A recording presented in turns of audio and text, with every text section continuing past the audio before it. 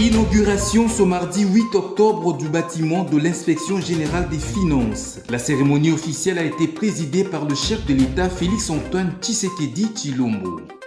Et puis, naufrage sur le lac Kivu, le vice-premier ministre de l'Intérieur, Sécurité, Décentralisation et Affaires coutumières a convoqué en urgence une réunion mixte de sécurité élargie avec les provinces du Nord et Sud Kivu. En santé, sit-in ce mardi 8 octobre des prestataires du Covid-19 devant le ministère des Finances. Les manifestants réclament les arriérés des salaires de plusieurs mois.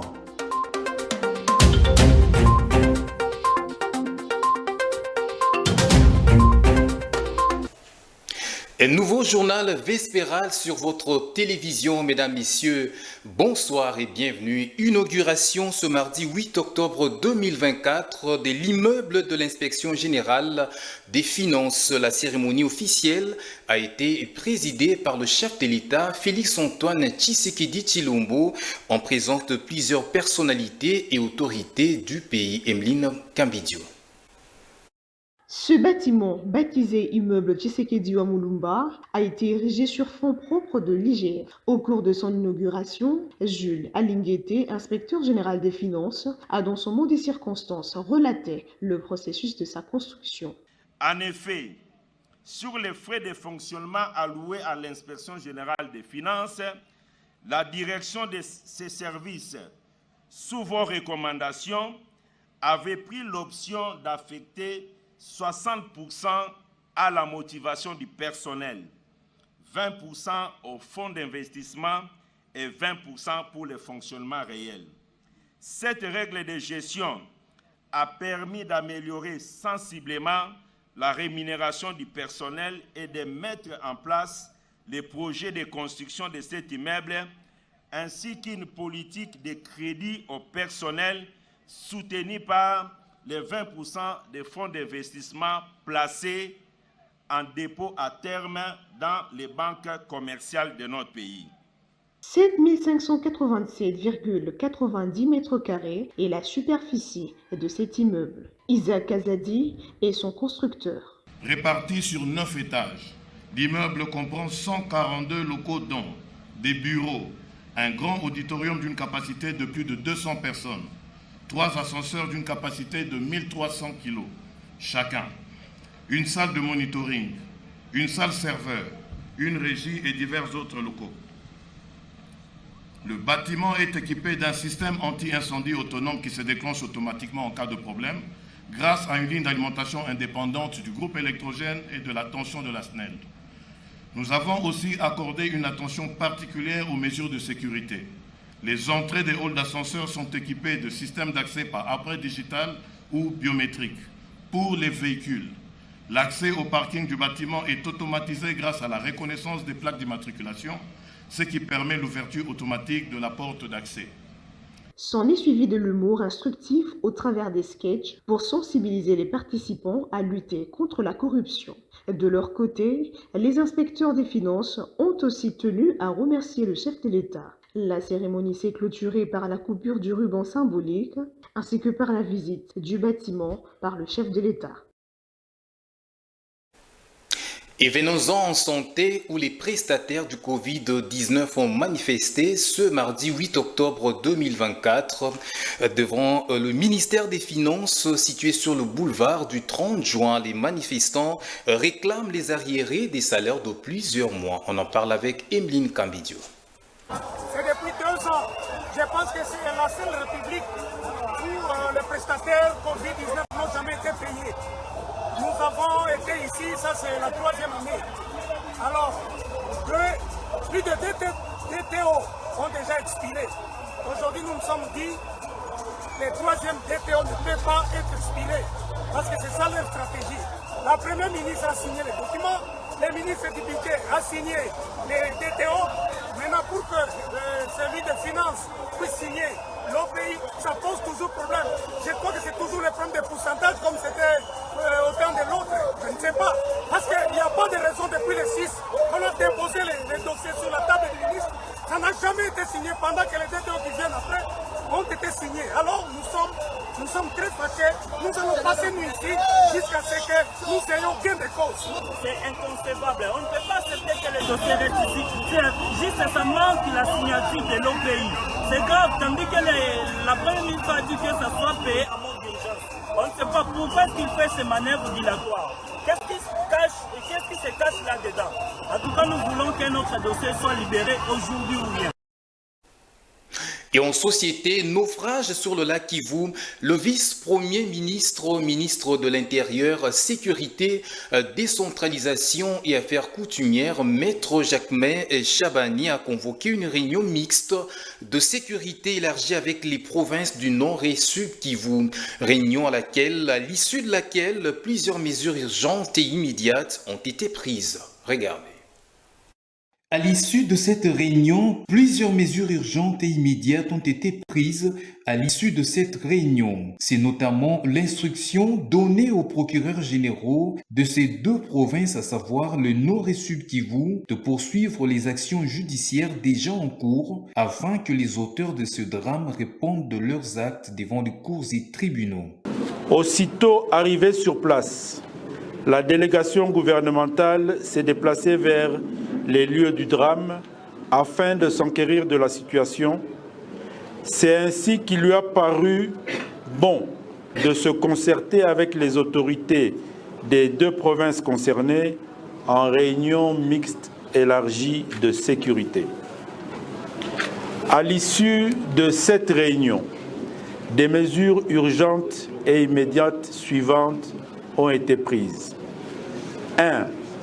Le gouverneur du Sud Kivu est chargé de prendre des sanctions disciplinaires à l'endroit de tous les responsables des services publics impliqués dans ce naufrage, notamment la division provinciale de transport et communication, la police nationale lacustre et la direction générale de migration. 2. Les gouverneurs des provinces du Sud Kivu et du Nord Kivu sont instruits de prendre toutes les mesures sécuritaires et réglementaires en matière de navigation sur les lacs Kivu. Par ailleurs, il a été convenu avec tous les services impliqués des deux provinces, y compris celui de la santé, de l'autorité, dans un bref délai, d'accorder aux familles éplorées de procéder à l'enterrement des corps déjà retrouvés et identifiés conformément à leurs coutumes respectives en attendant les résultats des recherches. Et poursuivons ce journal avec cette brève en images. Les agents de la police judiciaire ayant procédé à l'exécution barbare des mandats de parquet font désormais l'objet des poursuites judiciaires. Le ministre d'État, ministre de la Justice et garde des Sceaux a dans un communiqué instruit l'inspecteur général de la police judiciaire des parquets d'interpeller, suspendre et procéder à l'arrestation de ces derniers. Le communiqué fait mention des deux cas, notamment celui de la tiktokeuse Marianne Toumba et du journaliste Patrick Lokala. Nous y reviendrons. Et parlons justice à présent. Le ministre d'État, ministre de la Justice et garde des Sceaux, Maître Constant Mutamba, a procédé à la libération conditionnelle de 250 détenus à la prison de Kasapa à Lubumbashi dans la province du Haut-Katanga. Il s'agit des détenus malades, blessés sans jugement ainsi que les mineurs. Regardez.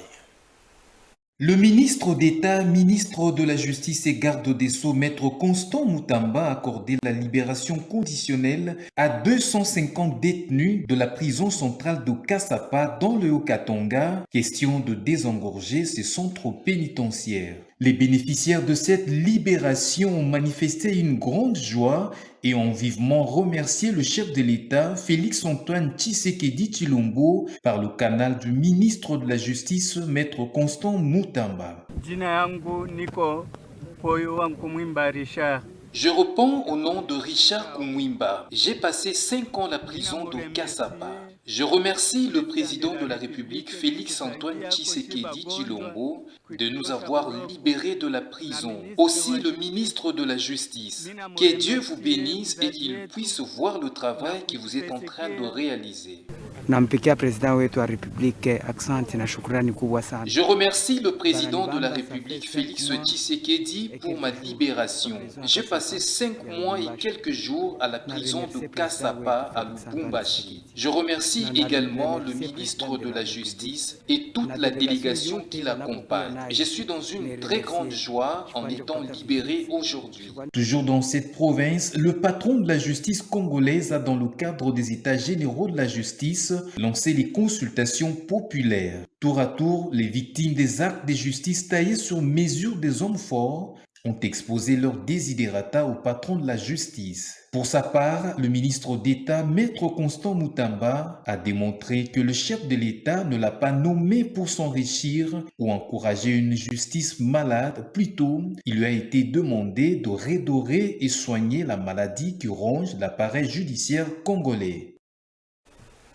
Et dans un autre registre, l'Union nationale de la presse du Congo, UNPC, a dans un communiqué daté du 7 octobre 2024 déploré la procédure d'arrestation du journaliste Patrick Lokala, intervenu avec brutalité le lundi dernier. Suivez.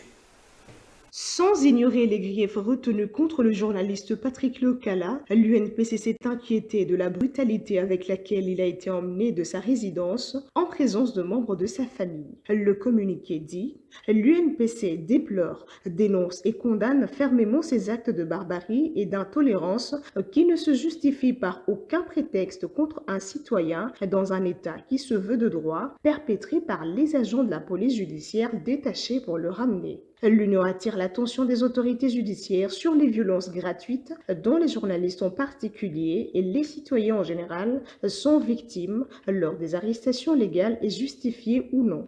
Cet organe de médias a dans ce communiqué exprimé ses vives inquiétudes sur l'équité de la procédure à laquelle Patrick Lokala fait face de lors que son arrestation ressemble à celle d'un malfrat destiné à la potence. Enfin, l'UNPC conclut, pour le respect de sa dignité et de celle de tous les journalistes, l'UNPC exige des agents ayant procédé à cette arrestation honteuse des excuses publiques pour avoir filmé et diffusé sur les réseaux sociaux des scènes de torture sur la personne de notre confrère, bafouant ainsi son honneur et sa dignité. Et puis le ministre d'État, ministre des Infrastructures et Travaux Publics, a au nom de la première ministre Judith Suminwa-Tuluka lancé les travaux de la mission économique belge à Kinshasa. C'était le lundi 7 octobre dans la salle Silikine dans la commune de la Gombe. Suivez. Les infrastructures, le transport, le logement et l'énergie, ce sont là quelques secteurs sur lesquels se sont apaisantis les différents panels organisés lors de l'ouverture des travaux de la mission économique belge à Kinshasa. Le ministre Alexis Guissaro, qui a lancé ces travaux, a saisi l'occasion pour présenter aux hommes et femmes d'affaires, membres de cette mission en visite à Kinshasa, la politique du gouvernement dans ses différents secteurs et les défis y afférents. Je cite. L'objectif ambitieux et global du gouvernement sur une période de 15 ans est de construire au moins 3 300 000 unités de logement par an sur les 26 provinces et la capitale du pays, soit en moyenne près de 12 808 unités par province. Le gouvernement s'est engagé à construire 12 000 km de routes revêtues entre 2024 et 2028 afin de relier le territoire national avec les grands corridors africains, interconnecter tout chef-lieu des 26 provinces et les centres de production agricole et minière avec la capitale et par là canaliser plus d'échanges économiques et de circulation de biens, des services et des personnes afin d'accélérer la croissance économique du pays. Fin de citation. Le patron des ITP a émis le souhait de voir les opportunités qu'offre la RDC être appréciée. Compte tenu de tous ces projets et des engagements du gouvernement, je considère que toutes vos expériences dans les domaines de la construction privée, du développement architectural, de la maîtrise d'ouvrage et du consulting sont toutes les bienvenues et j'ose croire que pendant les échanges au niveau des différents panels ainsi que lors des rencontres Business to Government et Business to Business, vous aurez l'occasion de mieux apprécier la plage d'opportunités qui s'offre à vous en ce moment en République démocratique du Congo, a dit Alexis Guissaro. Notez que ces assises vont se clôturer le 10 octobre 2024. Et puis le ministre du Commerce extérieur, Julien Paluku, a reçu en audience le gouverneur du Tanganyika. Le patron de l'exécutif provincial du Tanganyika était venu solliciter la décision du ministre portant interdiction d'importation des boissons gazeuses. Christian Kitungwa s'est dit satisfait d'obtenir la faveur du ministre du Commerce extérieur. On en parle avec Bénédicte Kokémon. Il était question pour le gouverneur du Tanganyika d'obtenir une dérogation pour à nouveau importer les bières et boissons gazeuses dans cette partie du pays après que les importations ont été suspendues temporairement. Après échange, le ministre du Commerce extérieur a été favorable à leur requête conformément à la loi. En fait, nous avons eu une petite réunion technique comme vous l'avez dit. Nous avons voulu rencontrer son Excellence, Monsieur le ministre du Commerce extérieur, pour la récente mesure sur les importations de boissons gazeuses. Et nous avons discuté par rapport aux difficultés qui sont les nôtres. Il a été très réceptif, connaissant lui-même déjà la situation de la province du Tanganyika. Nous n'avons pas d'unité de production locale. Dès lors que les réalités de la province, de la manière dont ça se présente, comme le cas de la province du Tanganyika, qui n'a pas d'unité de production locale. Voilà la procédure. Les importateurs saisissent son Excellence, Monsieur le ministre. Dans un bref délai, il va répondre positivement parce que la réalité, elle est connue. La mesure, elle est là pour seulement booster l'économie du pays et favoriser la production locale. Selon les propos du gouverneur Christian Kitungwa, cette dérogation est une bonne nouvelle pour sa population. Les importateurs, les commerçants du Tanganyika vont devoir se réjouir de la mesure qui sera une mesure très favorable que nous venons d'obtenir auprès de son Excellence, Monsieur le ministre du Commerce extérieur. Et nous avons discuté de toutes ces questions, notamment l'exportation des clinkers, qui la zone du Tanganyika, de la province du Tanganyika n'est pas concernée. Donc voilà un peu en gros les discussions qu'on a eues par rapport à la rencontre d'aujourd'hui. Donc nous sommes sortis très satisfaits. Lors de cet entretien, le gouverneur du Tanganyika a promis de sensibiliser les opérateurs économiques de sa région pour une production locale afin de réduire les importations. Autre actualité, dans le cadre du projet Encore, la Banque mondiale a doté l'administration publique des équipements informatiques dans le cadre de la poursuite de l'assainissement du fichier de référence de l'administration publique FRAP en sigle. Suivez. Le processus d'identification biométrique à la direction de gestion de la base de données numériques et de ressources humaines de l'État est désormais facilité par la Banque mondiale. Un lot important des équipements informatiques a été remis au ministre de la fonction publique. Les matériels qui sont ici acquis vont nous permettre de poursuivre l'assainissement du fichier des agents et fonctionnaires de l'État à tous les niveaux.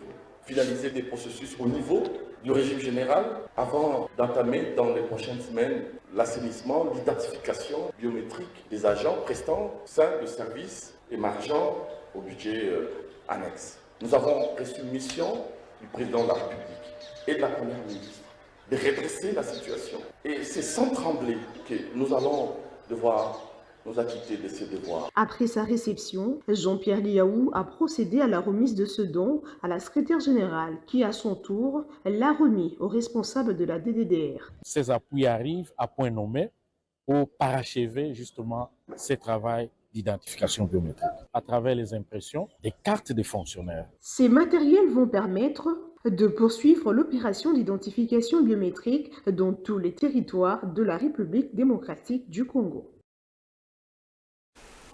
Et en sécurité, 4 inciviques mis aux arrêts au rond-point Ngaba pour vol d'une somme de 2450 $ américains et d'un montant important en francs congolais. C'est le commandant mobile d'intervention du Moamba, le major Sylvain Matadi, qui a mis la main sur ces malfrats avant de le présenter à la population de ce coin de la capitale. Reportage. Soucieux de voir propre son environnement, le commandant du groupe mobile d'intervention du Moamba, le major Sylvain Matadi, s'est lancé dans l'assainissement de son secteur d'activité. Faisant d'une pierre deux coups, cet agent de la police a présenté 4 inciviques, auteur du vol des 2450 $ et une bonne somme de francs congolais volés au rond-point Ngaba. C'est cette bande des inciviques qui sème l'insécurité dont le chef de la population en Ngaba, dans le Moamba. S'il cite le nom d'un certain Erkeli, c'est parce qu'il n'est pas ici. Celui-ci, lorsqu'il a été appréhendé, il était en possession d'une liasse de dollars américains. Celui-ci n'était pas sur place. On l'avait juste appris que ses amis avaient volé de l'argent au rond-point Ngaba et on lui a remis 20 000 francs congolais. Aujourd'hui, il s'est contredit en disant qu'il avait reçu 40 000 francs congolais. Cet autre malfrat, lorsqu'il est arrivé au rond-point Ngaba, il nous a envoyé la somme de 50 $ américains pour nous corrompre. Ce qui revient à dire qu'il a volé beaucoup d'argent. Nous gardons le 50 $ auprès du chef d'antenne. Il avait envoyé cet argent pour qu'il ne soit pas inquiété chaque fois qu'il viendra opérer vers le rond-point Ngaba. Ils ont volé le montant de 2450 $ américains ainsi qu'une bonne somme de francs congolais. Notre souci est que la population de rond-point Ngaba soit sécurisée et que ces genres de criminalité puissent terminer.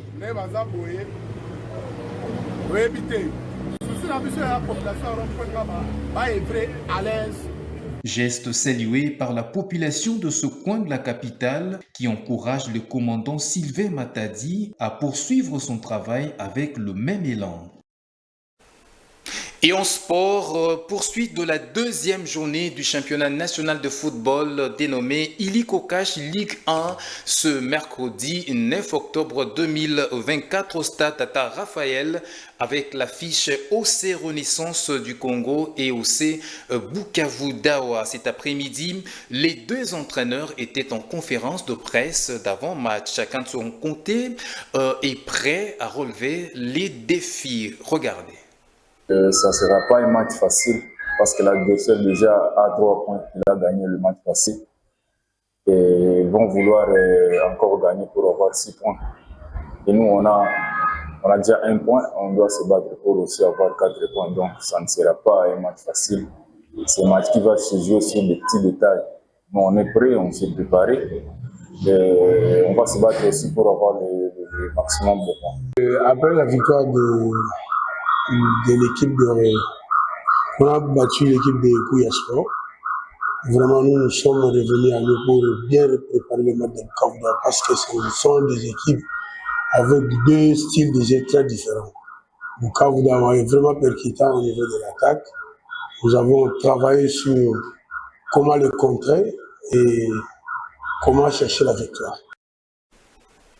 Et puis, l'entraîneur de l'AS Maniema-Union, Papi Kimoto, a réagi après le tirage au sort effectué le lundi 7 octobre 2024 au Caire en Égypte, casé dans le groupe B avec la formation de Raja de Casablanca, l'AS FAR Club et Mamelody et Sundowns. Papi Kimoto est resté très respectueux de ses futurs adversaires tout en rappelant l'objectif majeur du club qui est de continuer à écrire l'histoire en Ligue des Champions. Suivez.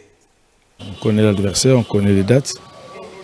On va se préparer à conséquence pour faire une bonne figure. Pour moi, je vois que c'est une opportunité de prouver aux yeux de tout le monde, de tous les spécialistes africains, qu'on peut faire de bonnes choses. Tu sais, dans la vie, il faut se réveiller chaque matin et dire et croire que tu es capable de faire de grandes choses.